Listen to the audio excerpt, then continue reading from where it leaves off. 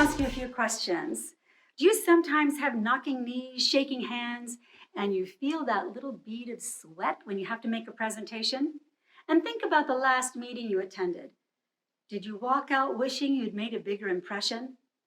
And do you sometimes see that label on your annual review that says, needs more executive presence? I'm sure that these communications ills could be keeping you back, but there is a quick cure. I'm Jan Fox, and I would like to invite all of you to step up to the mic at GW.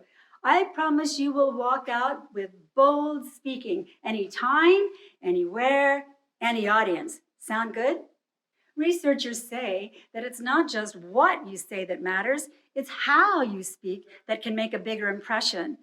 Simply speaking better could help you advance your career or make your vision more compelling, even get more buy-in from your teams and your bosses. At Step Up to the Mic, we'll show you how to do all of that with what I call my Speak Tweaks, tiny micro acts that can maximize your executive presence right away. Here's one free tweak for you. Speak louder. When you have to speak up at a meeting the next time, just increase your volume. Stand up straighter, sit up straighter, and just talk louder. It's magic, and I guarantee people will say you look better on that presentation, and you'll never go back.